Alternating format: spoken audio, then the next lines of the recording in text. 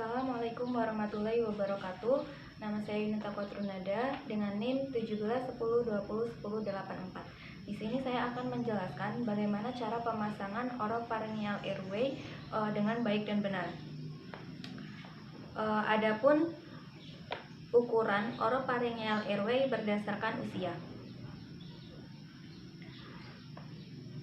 Pada tahap persiapan pasien, yaitu tempatkan pasien pada posisi supinasi, kemudian lakukan suction pada darah atau sekret atau benda asing lainnya dari orofaring.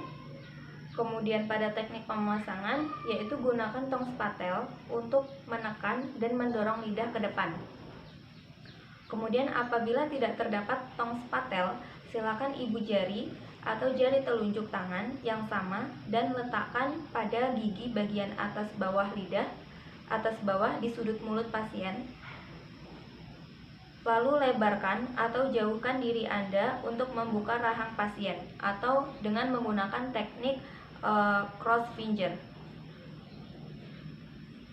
Kemudian masukkan pipa oropharyngeal airway pada posisi terbalik atau ujung pipa ke langit-langit dan jalankan sepanjang dasar mulut pasien melewati jaringan lunak sampai dengan menyentuh dinding posterior faring atau menemukan tahanan melawan pallium mole.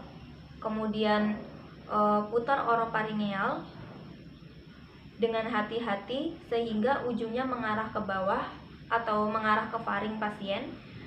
Cara tersebut dikenal dengan cara tidak langsung. Sebaliknya pada pasien anak-anak, cara tersebut tidak direkomendasikan karena dapat menyebabkan injuri pada jaringan lunak orofaring dan gigi.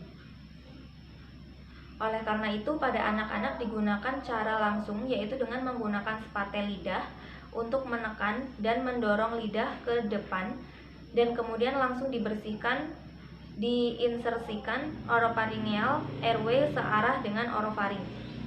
Kemudian tempatkan pasien non-trauma pada posisi head tilt, posisinya seperti ini.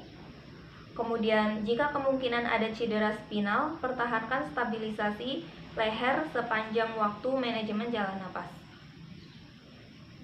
Kemudian periksa setelah pipa oropharyngeal airway terpasang, apakah pipa sudah terpasang dengan baik ataukah belum. Jika pipa terlalu panjang atau terlalu pendek, segera lepaskan dan ganti dengan ukuran yang sesuai. Kemudian lakukan monitoring pasien dari dekat. Jika terlihat gag refleks atau pasien mulai sadar, lepaskan alat bantu jalan nafas dengan segera. Pelepasan alat bantu jalan nafas dilakukan dengan mengikuti lekukan anatomi tanpa perlu memutar alat tersebut pada saat melepaskannya. Selanjutnya saya akan menjelaskan bagaimana prosedur melakukan suction. Jadi suction alatnya seperti ini.